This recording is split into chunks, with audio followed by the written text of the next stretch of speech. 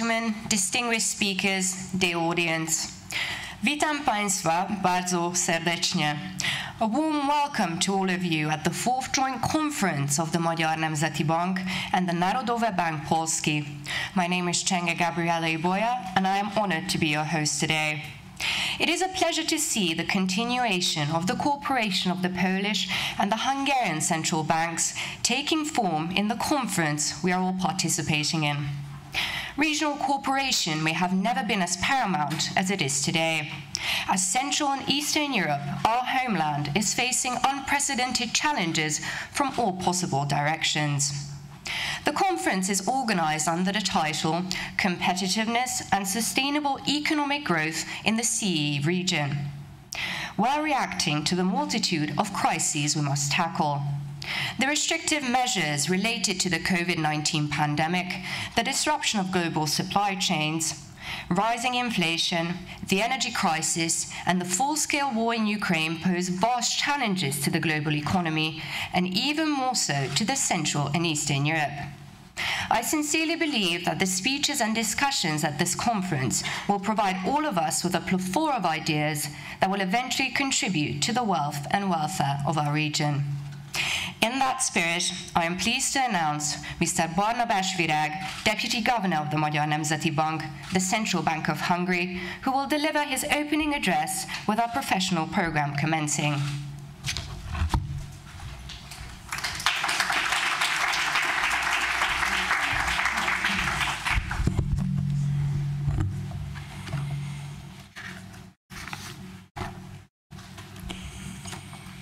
Good morning. Dear First Deputy Governor, Marta Kajtli, dear friends from the Narodowy Bank Polski, dear Excellencies, dear guests, ladies and gentlemen. First of all, I would like to welcome all of you here in Budapest. I would like to welcome all of you in the new building of the Central Bank in our 4th MNB-NBP joint conference. It's not a question that we are living in exceptional times in an extraordinary circumstances. We have a terrible war in our borders in Ukraine. We have an unprecedented energy and food price shock in Europe. We are facing with stagflationary environment in our economies. One of these events alone would be a big shock for our societies, but all of these together, an unprecedented challenge which can be solved only with very committed and well-coordinated reactions. Of course, we as central bankers are also living in tumultuous time. In the last 3 decades, our economies have been affected by several major shocks, each of which posed unprecedented challenges to policymakers, among them to central bankers. This period was so dense that successive shocks came at a time when economies did not fully recover from the effects of the previous one, and the policies designed to remedy a shock, a new shock came with occasionally calling for policy reaction in the opposite direction. I would like to start with the Great Moderation, a period beginning sometimes around the mid-80s, just after the painful stabilization following the high inflation era of the 70s and its 2 oil price shocks. The low level and the low volatility of inflation experienced until the great financial crisis was a bit unexpected. It was a period of structural change involving the transition to energy-efficient production methods and significant increase of services in the economy with smaller potential for increasing productivity. With hindsight, we can point to globalization and increased global labor force as a positive supply shocks, helping the already improving macroeconomic policy aimed at price stability, including independent central bank policies armed with the experiences of the 70s. If the Great Moderation came as a bit of surprise, its ending was even more unexpected. we had to learn that the long-awaited stability also has its own risk. While central banks rightly concentrated on achieving and maintaining price stability, the slowly emerging global credit risks were largely overlooked. It turned out rather painfully that price stability is an insufficient indicator of medium-term financial and macroeconomic stability. In the great financial crisis broke out just when central banks and the profession more broadly felt that they found the holy grail of price stability. The central bank's response to the great financial crisis was unprecedented in peacetime, aiming to the banking and the broader financial sector, indirectly the macroeconomy, by using unconventional tools as well.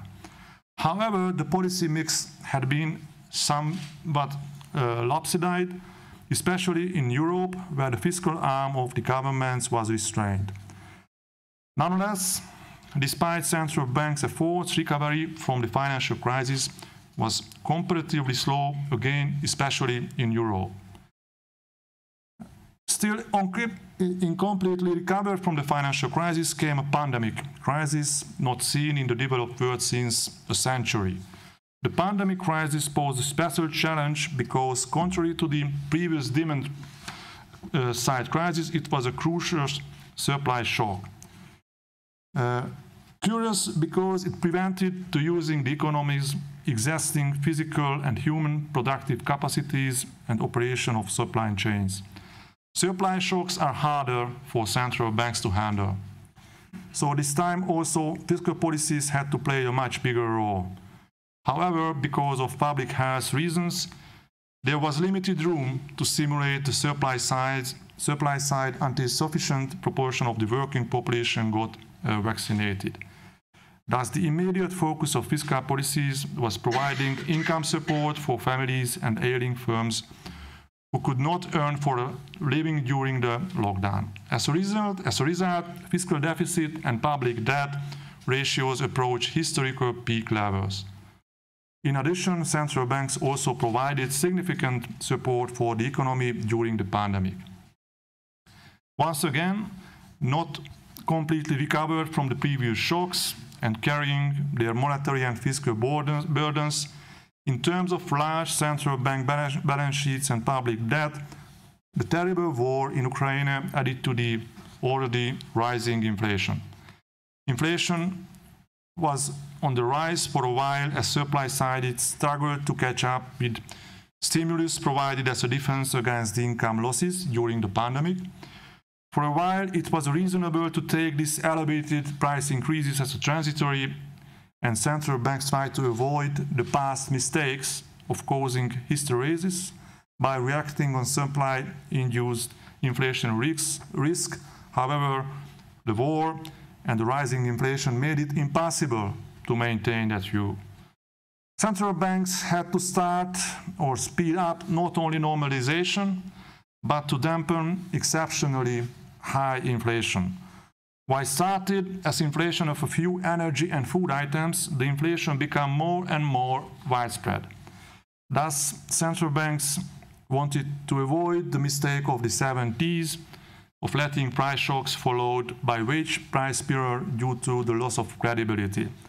It's hoped that the restraining inflation will not result in hard landing. So what are the key takeaways from the history? First, central banks have to deliver on their price stability mandates.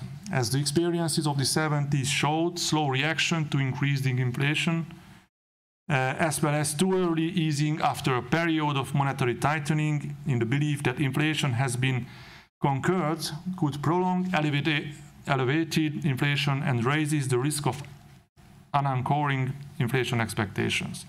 Thus, central banks would be forced to tighten even more later. As Fed Chairman Jerome Powell put it, it would be nice to have a painless disinflation. Nonetheless, we have to do whatever it takes to return the price stability. So we will keep at it until we are confident the job is done. Following the pandemic and the war, the economic environment and the task of public policy have clearly changed. Policy must speed up the green transition to dampen climate change, giving up using fossils and managing to delicate balance between the new and old energy resources. In addition, we must speed up energy-saving programs by insulation of buildings. Managing the decline of the fossils is as challenging as developing the new ones, as demonstrated the fallout of the war. For a period of time, we have to increase the use of harmful energy sources for our own survival before we could completely get rid of them. At some time, policies should aim the digital transition, while at the true transition have a lot of synergies and technically can reinforce each other. Think of smart solutions for nearly everything from heating to mass transport. Managing the structural change in the economy and society is full of potential tensions. In addition, while widely seen non-economic shock, probably we should be prepared in future such risk, because at the area of the Anthropocene, people and animals get closer in their living spaces, and combined with climate change, development of new diseases becoming more likely. Finally, more broadly, all branches of our economies and household consumption should be restructured to make them more efficient in terms of energy intensity, thus helping to decouple economic growth from harmful emission. Also, we must find ways to reuse waste and develop circular economy. Central banks must be ready to smooth these multiple transitions by its tools in case the process proves too slowly or hesitant. Central banks already seek ways to act in this way by developing appropriate tools in adapting their existing ones. Once again, we face challenging time, as we did in the recent past. Monetary policy and broader economic policy should work together to be able to cope with the task presented used by these multiple transitions. So again, we are facing with multiple challenges. So we are living in unprecedented circumstances. So we need a good cooperation to find the proper answers. So that's why I would like to wish a very fruitful conversation for today and very fruitful talks for the audience. Thank you very much.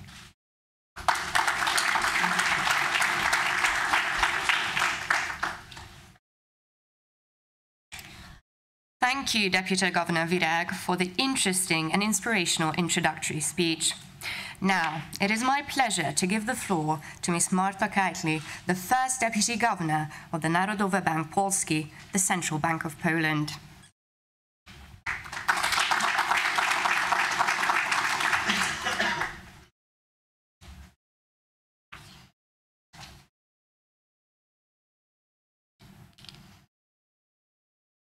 Ladies and gentlemen, to begin with, on behalf of Narodowy Bank Polski, I would like to thank our Hungarian colleagues for yet another conference co-organized by MNB and NBP. Our previous joint event took place almost exactly 1 year ago, which gives us hope that after the pandemic, these conferences will be held regularly. I would like to emphasize that we find this bilateral format both important and efficient, especially on account of our country's geographical location in Central Europe. We are living in a particularly turbulent time. To face the new challenges, we need to cooperate and strengthen the partnerships with the countries of the region. Once again, truly appreciate Magyar Nemzeti Bank for our continued cooperation. The world is going through a difficult time.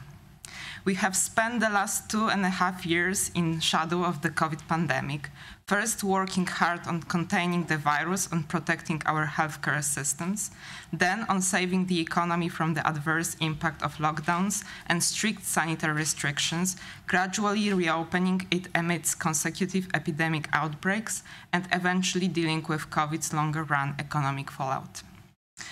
One of the remaining big challenges for economic policy and central banks in particular is to contain the sizable inflationary pressures which have begun mounting in 2021 once deferred consumer demand met with still struggling global supply chains. Setting COVID aside, the world, and particularly our CEE region, must also deal with the economic consequences of the Russian military aggression against Ukraine. This full-scale war, just east of our country's borders, coupled with the economic sanctions on Russia introduced in order to limit the aggressor's ability to finance its military operations, are a major drag on the availability of energy and certain other resources, not just in Poland, but also in Europe at large. As an example, supplies of Russian gas to Poland were cut already back in April this year, and as late as 2020, Russia used to cover about 46% of our domestic gas consumption. The need of the European economies to quickly substitute Russian imports with supplies from other sources is a cause of rising costs of resources and consequently reduces the possibility of carrying out capital investment unrelated to energy. Another major event caused by the war is a massive flow of Ukrainian refugees. As of today, Poland hosts about 1.3 million refugees from Ukraine, the biggest number in Europe. For reference, about 1.2 asylum applications were filled at the peak of the European refugee crisis in 2015. Given that neither the war nor COVID is over, all of this is taking place amidst heightened macroeconomic uncertainty and declining market sentiments. However, even dealing with these important big stakes short-run challenges does not allow us to forget about the longer-term perspective. This is exactly what the current conference is about: competitiveness and sustainable economic growth in the CEE region. Speakers at this conference will be investigating both the most likely as well as the most desirable paths leading our economies from the COVID crisis of 2020 to hopefully stabilization, lasting recovery, and rapid growth.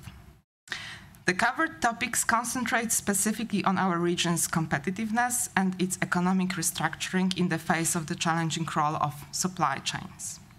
Looking at a longer time frame, we see that over the last 30 years, the CEE region has recorded unprecedented progress in terms of economic convergence with the Western European countries of the old EU.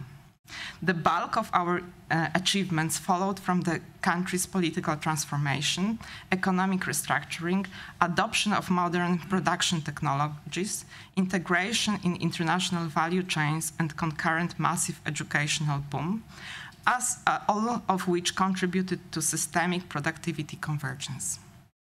Furthermore, this productivity growth would not have been possible if not for our region's accession to the EU, granting us open access to the large EU domestic market, as well as our region's price-cost competitiveness supported by relatively low wages.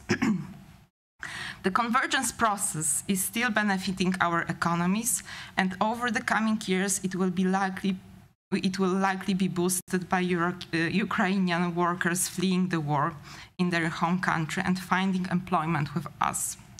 The extra cost incurred due to the high energy price and elevated macroeconomic uncertainty may also have a bearing on the pace of convergence, albeit as long as this shock hits both the CEE region and Western Europe simultaneously, the direction of its impact remains unclear.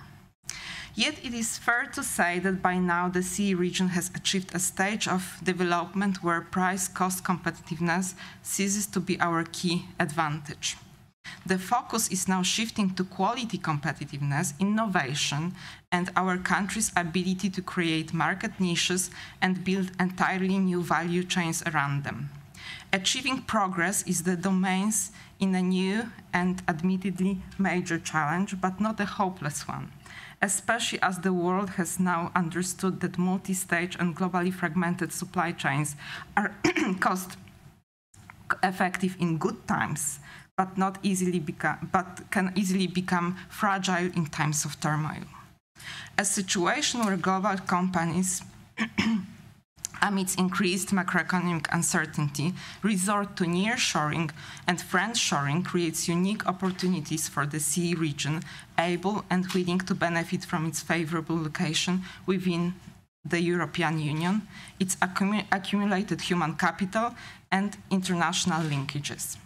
Finally, we should not forget about the underlying megatrend of digitalization and automation of production processes. Rapidly improving information technologies with their broad range and applicability have already revolutionized manufacturing, services, and to a smaller extent all other sectors of the economy as well. Once the economy has been saturated with ICTs, the next step is automation of production, which allows firms to reorganize themselves as to reduce variable costs and increase productivity. Although in principle automation replaces workers with machines and can be considered a threat to employment, evidence thus far strongly suggests that on balance it has created more jobs than it has destroyed. Demand is increasing, particularly in the case of highly skilled workers able to perform complex tasks which are complementary to those which are being automated. I hope today's debates will shed new light on the perspectives of competitiveness and sustainable economic growth in the CEE region in the coming years and decades. It is important to be prepared and actively participate in the rapid transformation of the world economy through the 21st century, navigating around the emerging pitfalls and seizing the new opportunities. I wish you all a very enjoyable conference. Thank you.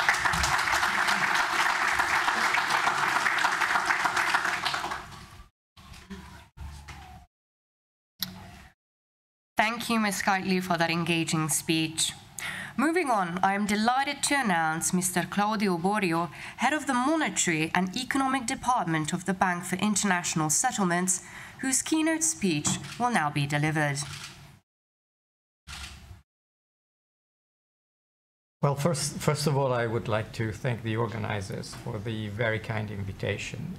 It's a pleasure to be here, if only virtually, owing to some conflicting commitments. And of course, it's a pity because this will not allow me to engage in the Q&A session, which is sometimes the best or the most interesting part of the whole presentation. Today, I would like to address a broad topic. That is the challenges that monetary policy has faced in the past, it is facing now, and it's likely to face in the future. And I think this is especially relevant given the recent, in some ways surprising surge in inflation. Now, if there is one underlying theme in my presentation, is the changing or evolving nature of the business cycle.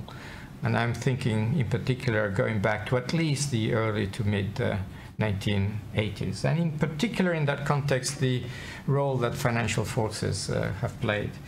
I will argue that at each step of this long journey, the way that monetary policy tackled one challenge set the basis or helped define what the next one would look like. Now, in presenting this broad picture, I will of course rely on work carried out over the years, research carried out over the years on these topics.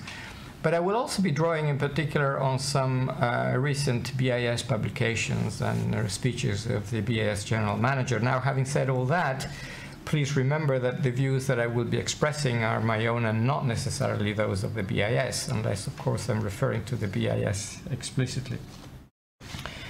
So where does the story begin? I think it begins, as I mentioned earlier, roughly in the early to mid-1980s, when a subtle but fundamental change in the nature of the business cycle took place from what one could call inflation-induced to financial cycle-induced recessions. Now, what do I mean by financial cycle? Well, simply the self-reinforcing interaction between credit, risk-taking, asset prices, that tends to generate expansions, financial expansions, that sow the seeds of subsequent contractions, endogenous endogenous cycles, as economists would like to say. So more specifically, what happened then? When until that point, until the early to mid-1980s, the typical recession would be triggered by an increase in inflation, which called for a tightening of monetary policy, and very little happened to indicators of the financial cycle, such as credit, such as property prices, and the like. By contrast, thereafter, well, we know that inflation was relatively low and stable, which meant that nothing much was happening to policy rates. But by contrast, what we saw was a big financial expansion turning into a contraction. And of course, the great financial crisis is probably the most spectacular example of this type. Now, why should the business cycle have changed around then? Well, the way I think about it is that three forces have been at play. The first one is financial liberalization, which gave greater scope for these financial expansions and contractions to take place. The second is the globalization of the real economy. Think, for example, of the fall of the Berlin Wall. Think of the entry of China into the global trading system. Think of Central and Eastern Europe becoming plugged into the global value chain. Think of emerging market economies opening up. All of this basically increased the production possibilities of the global economy, and at the same time, put persistent secular downward pressure on inflation.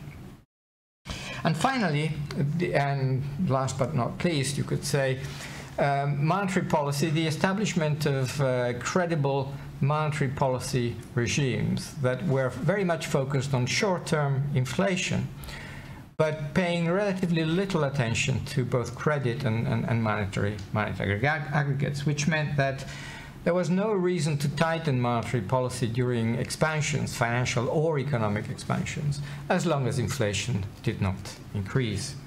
This meant that monetary policy was not restraining these financial expansions as much as it would otherwise have done.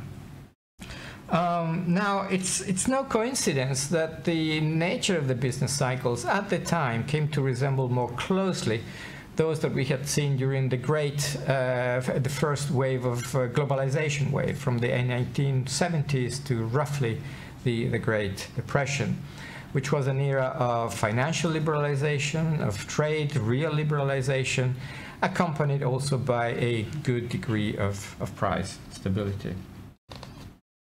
Now, one other way of saying what I've just said is that inflation became an unreliable signal of unsustainable business cycle upswings, and hence also a less reliable compass for monetary policy.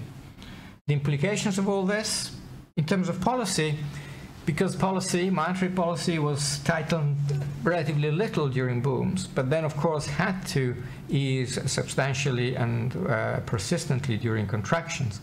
This meant that over time, over successive business and financial cycles, there was a tendency for interest rates to decline. The second implication, again thinking of policy, is the unreliability of the natural rate of R star, real natural rate, as a policy guide. This is simply because that rate is defined exclusively in terms of inflation, so it inherited from inflation the same unreliability property that I mentioned earlier. Three examples of this. During upswings, as long as inflation remained low and stable, there was a tendency to increase the measures, estimates of potential output, and therefore to reduce the measures of equilibrium R star, which in turn was effectively perpetuating the economic expansion. Another example is that R star the decline in R star was attributed exclusively to exogenous forces, with monetary policy playing only a very, very passive role in this longer-term decline in nominal and real interest rates that we saw. And finally, the view that the only way of regaining room for policy maneuver once interest rates were close to the zero lower bound or effective lower bound, was to raise inflation in the future in a sustainable way, which effectively meant that you had to lose room for policy maneuver today in the expectation of regaining it tomorrow. This is because the real interest rate was completely exogenous. Now, that also meant that if the link between monetary policy and inflation was relatively loose, that is, if monetary policy did not succeed in getting inflation back up to target, then it would actually lose as opposed to regain a room for policy maneuver. So much for policy. What about the economic environment? Well, the main change in the economic environment that was the result of everything that I've just said is that public and private sector debt grew to what are historically high levels. And you can see here a certain element of a debt trap. The idea that low interest rates and high debt tend to reinforce each other, because low interest rates tend to encourage the buildup of debt, and the buildup of debt in turn makes it harder to raise interest rates without creating damage for the economy. Now, so much for the past. What about the present? Well, what we see at the present juncture is partly the result of what we saw in the journey up to today. And we are indeed facing historically unprecedented conditions and historically unprecedented configuration, which is the fact that we are seeing recession risk in the context of the combination of monetary policy tightening to prevent an increase in inflation, the first type of recession, combined with financial vulnerabilities, especially in the form of very high debt levels, which is closer to the second type of recession that we saw. Now, this greatly complicates the calibration of monetary policy, because we know that as a result of very high debt levels, the economy is more sensitive to increases in interest rates, particularly because of their impact on cash flows. But we don't really know by how much. And at the same time, we know that real interest rates, despite the tightening that we have seen, are still very much and generally firmly in negative territory. And although real interest rates are not the only factor influencing economic activity, of course they are an important factor. Now, what could be the financial stability implications of all this? Well, here you have both good news and less good news. Now, the good news is that the banking system is stronger than it was during the great financial crisis of 2008 and 9, largely as a result of the financial reforms, prudential reforms that took place after that crisis, which raised the levels of capitalizations of the banks, which improved the liquidity position of the banks. And this is the reason why during the COVID crisis, as people like to say, banks were part of the solution as opposed to being part of the problem, because prudential authorities were able to cut or to, if you like, make supervisory and regulatory requirements more flexible in order to help the banking sector support the real economy. Now, the less good news is that the regulation of the non-bank financial intermediation sector, that regulation has lagged behind. And we know that partly as the intended result of the tighter regulation of banks, the non-bank financial sector has grown in leaps and bounds since the great financial crisis. Now, unfortunately, of course, and we saw the importance of the sector, in particular during the market turmoil in March 2020, which called for central bank intervention in order to stabilize markets because of their concern that this could spill over into real economic activity in particular. Now, the problem here is that although the issue has been recognized, the progress made in the regulatory field at the international level, in particular at the FSB level, despite all the efforts made, has been rather disappointing, with the implication that central banks are still on the hook. And should financial markets again come under a lot of stress, there would be a lot of pressure on central banks to intervene. But the problem, and this is the bigger problem of this configuration that I mentioned earlier, higher inflation alongside financial vulnerabilities, the problem is that the central bank's ability to respond will be somewhat constrained because it would run against the tightening of monetary policy. Of course, there is always a distinction between interventions designed to deal with financial market stress and traditional monetary policy strategies that are supposed to deal, that are targeted to deal with aggregate economic activity and inflation. But in practice, it's sometimes difficult to distinguish the two, and therefore this would raise significant communication problems for central banks. Now, against this background, a natural question, of course, emerges. Why did inflation surge in what was, in many respects, a surprising development? Well, clearly, this is a very difficult question. In the annual economic report, we tried to provide an answer, and we felt that there are basically three factors that came together in order to produce this development. The first was a surprisingly strong, and all of them in one way or other are related to the COVID crisis. First is a surprisingly strong rebound in aggregate demand. Aggregate demand had been artificially repressed before, which meant that once the lid came off, it rebounded quite strongly. Fueled, of course, and this is important, by very, very expansionary both fiscal and monetary policies. The second factor is a surprisingly persistent rotation of aggregate demand from services to goods, which put global value chains in particular under heavy pressure. And finally, more generally, inelastic supply, which was unable to keep up with this surprising surge in aggregate demand. The way that I like to think of this is that the ructions that the global economy experienced are very similar to what would happen if you've turning on an engine after having switched it off for a long time, but not only having switched it off, but added high-octane fuel to it and having kicked it hard. Now, less metaphorically, perhaps, another way of thinking about this is that the inflation that we saw in many respects resembles the inflations that one sees after wars, in which you had pent-up demand and in which you had to shift resources, in the case of the war, from a war to a peace configuration. In this case, of course, from a COVID to a post-COVID world.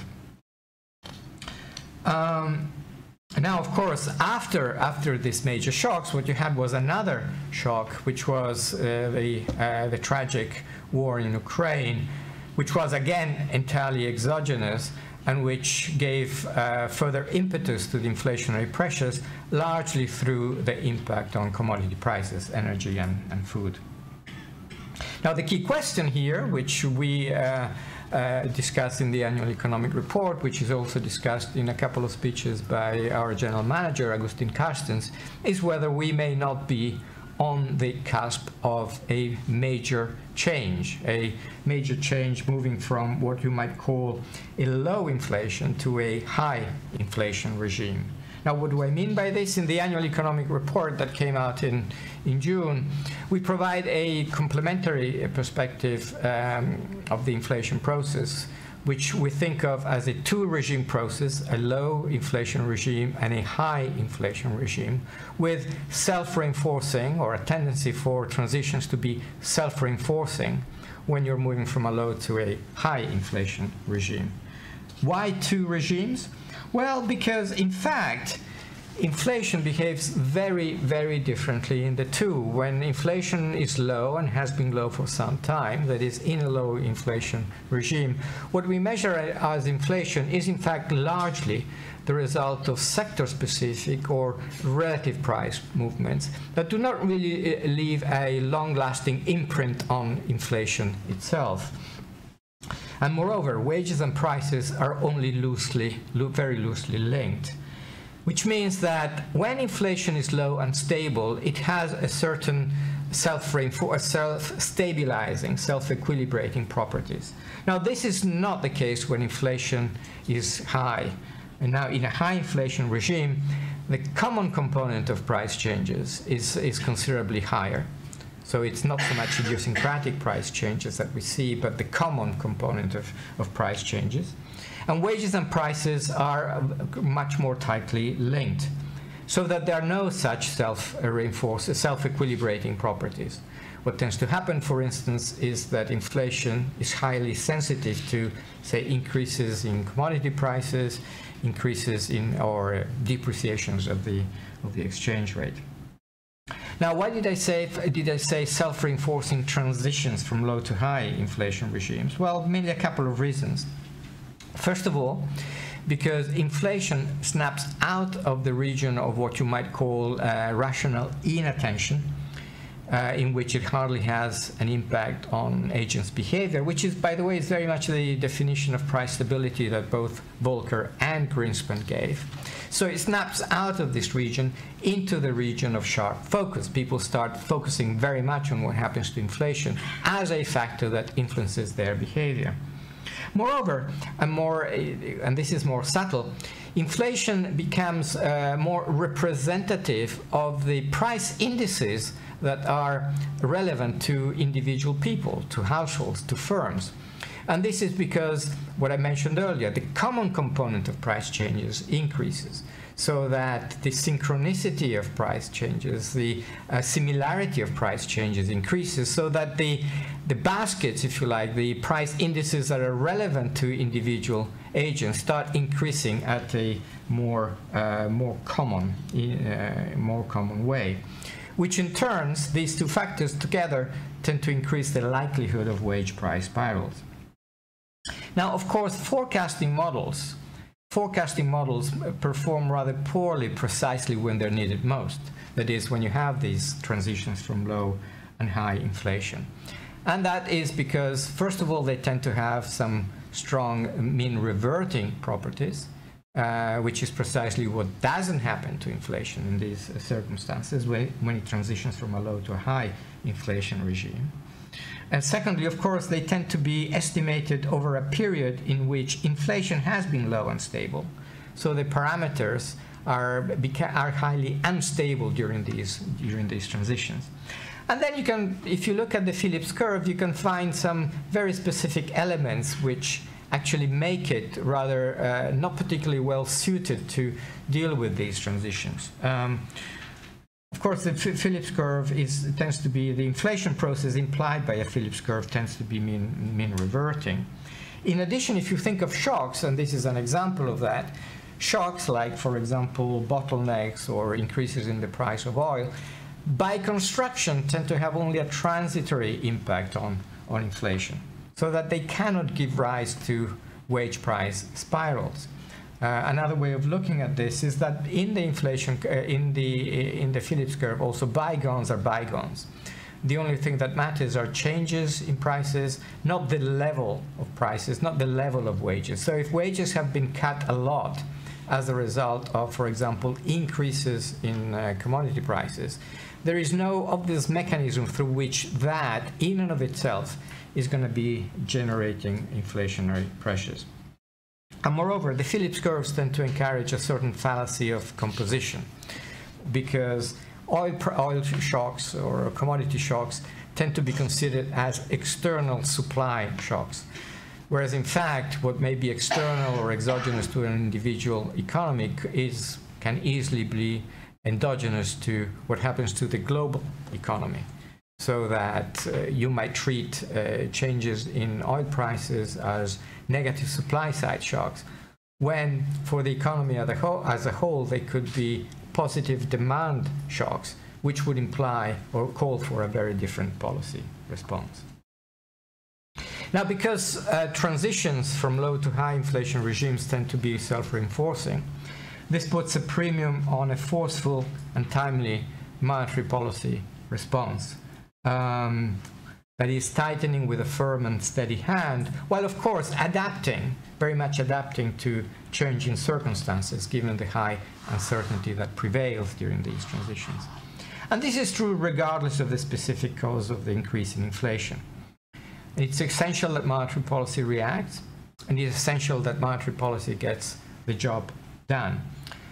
because by the time you have clear signals of wage price spirals, it may be too late.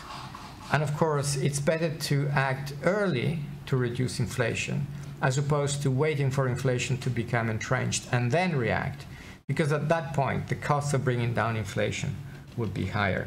And in this case, of course, I would very much commend countries in Central and Eastern Europe that were among the first to respond to higher inflationary pressures. Of course, inflationary pressures in the region were particularly strong, and wage growth was also particularly strong. And I'll come back to this in a minute. Now, from a longer-term perspective, there are a number of lessons from all this. And let me mention 4. The first is that the lower inflation regime that prevailed for so long masked the supply constraints of the economy, but those constraints did not go away. During the period in which inflation was low and stable, those constraints took the form of financial instability. These big financial expansions that at some point had to turn into contractions because they became unsustainable. The real economy could no longer sustain them. More recently, those supply constraints have taken the form of inflation. Second point, which was highlighted in particular in a speech that Agustin Carstens gave in Jackson Hole, is that it is always dangerous for monetary and fiscal policy to test those supply limits repeatedly. Because debt, which is the inevitable result of expansionary monetary policy, of expansionary fiscal policy, cannot be the engine of long-term growth. Only structural reforms can yield these longer-term benefits. Third point is the importance of buffers, of safety margins, policy safety margins in both monetary and fiscal policy, to deal with both with the expected, the inevitable recession, and also with the unexpected. Because an economy without safety margins, which is effectively where we have been for some time, with interest rates historically low levels and with debt levels that are at historical peaks, is exposed and vulnerable. And finally, since both policies over the longer term have to reestablish some safety margins, have to normalize, then along that path, they will be working at cross purposes, creating particular problems for each other. On the one hand, should fiscal policy consolidate over the longer term period, this will put further pressure for monetary policy to be easy. On the other hand, as we see now, a tightening of monetary policy, which is necessary to deal with inflation, is of course making the task of fiscal policy harder. This is precisely the scenario that has materialized. Now, finally, a few words about the future, which of course has to be more speculative. What is the likely next evolution of the business cycle? Well, I think that the reasons to believe that the environment will become structurally more inflationary. Now, I have always felt that the return to a high inflation regime was the end game, if you like, the endogenous end game of the trajectory the global economy had been moving for so long. Maybe the pandemic and the war, which are two exogenous shocks, have brought forward that endogenous endgame. Why am I saying this? Because many of the secular tailwinds that have helped keep inflation low could be turning into headwinds, as indeed Agustin Carstens mentioned in his Jackson Hole speech.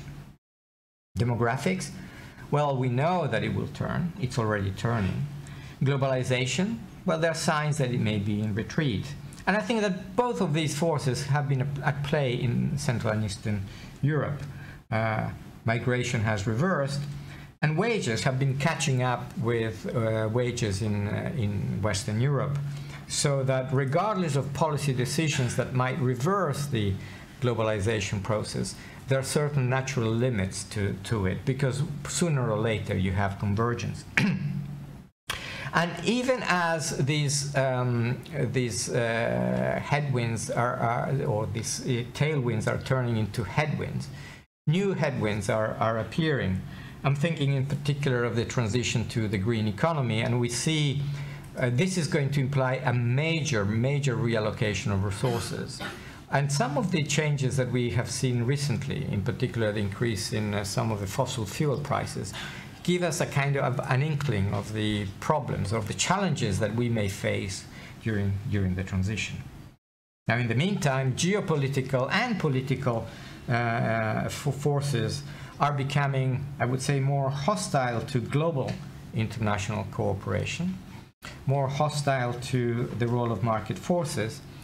And on top of all that, last but not least, the legacy of the past 40 years in the form of much higher levels of debt, public and private, are here with us.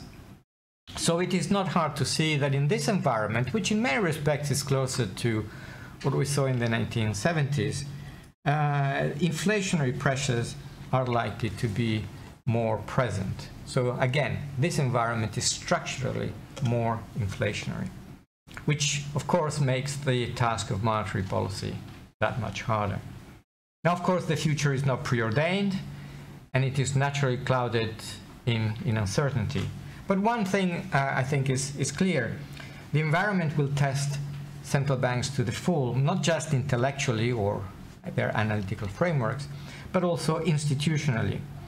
As the cost of public finances increases, the costs of higher interest rates will become fully visible. And this could put central bank independence under further threat.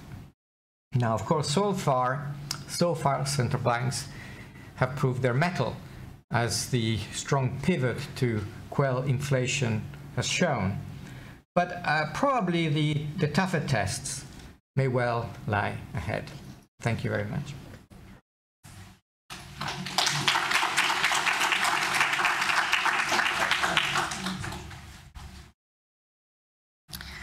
Thank you, Mr. Borio, for a truly intriguing address.